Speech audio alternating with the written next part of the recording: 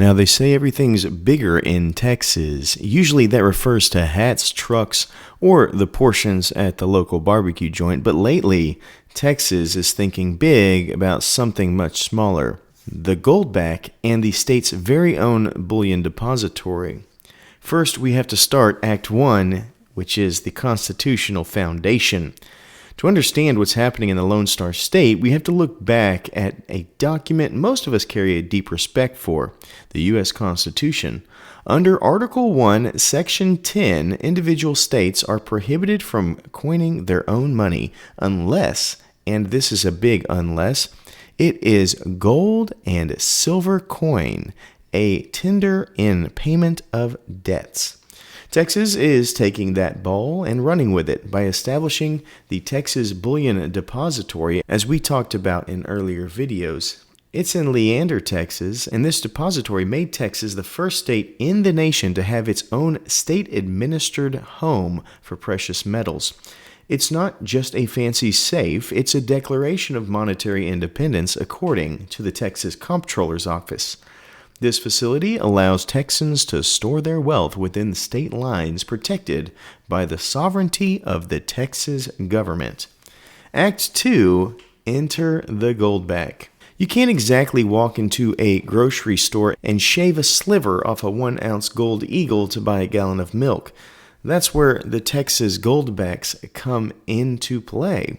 Now this here, Dallas-Fort Worth Goldback, this is not one of the Texas-issued Goldbacks, though it is really cool and beautiful. As we know, you see here, Wall Street, they are moving a lot of the Wall Street sector to Texas, and it'll be interesting to see how that goes forward. Texas actually has an issue called the Redback, and it looks like this, and that is the state-issued Goldback. If you haven't seen one of these yet, these are what we would call a specie, actual physical gold layered between thin sheets of polymer.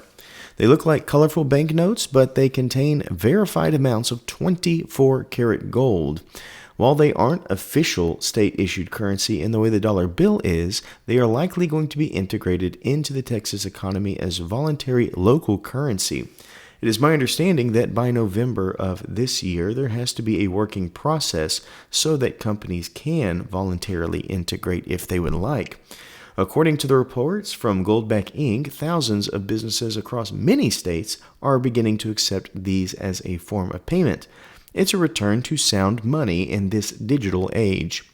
For many, this is a dream come true, holding your wealth in your hand and actually being able to spend it at the hardware store.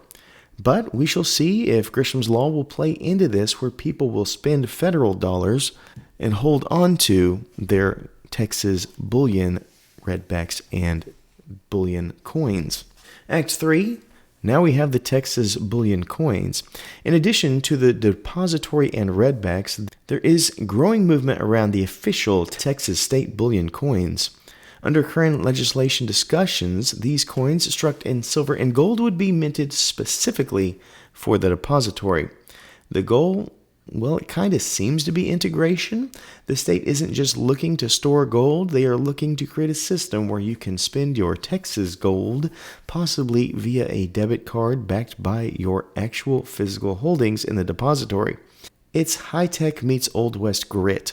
This area personally frightens me a little bit, as it seems as if the state might move to hold the wealth on your behalf. If this debt system is the way forward, I would be a little bit hesitant to use it. Now let's be real for a second. We've all seen that one guy at the checkout counter who gets confused when you try to pay with a $20 bill instead of an app on your phone. Imagine his face when you pull out a gold-layered banknote and start explaining the coinage act of 1792. His response will probably be, "Sir, this is a Wendy's. I don't know what that is." But jokes aside, this isn't about nostalgia. This is about protection. As we see in the latest Kitco market analysis, volatility in the fiat markets is driving people toward hard assets.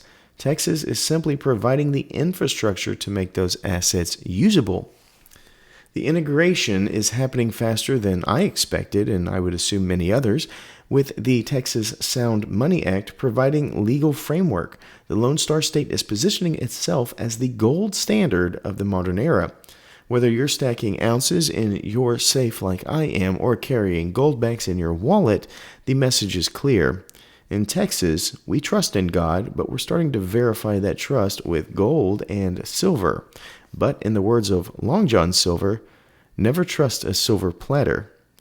And I'll add on to that, especially if it's from the government. If you can't hold it, is it really yours? If the depository has to hold the gold and silver on your behalf, is that another example of the government taking liberty by advertising security? Let me know in the comments below, and if you'd like, check out our sources for this video. They are right here. Thank you so much as always, and please remember to stay classy and current with the culture of currency.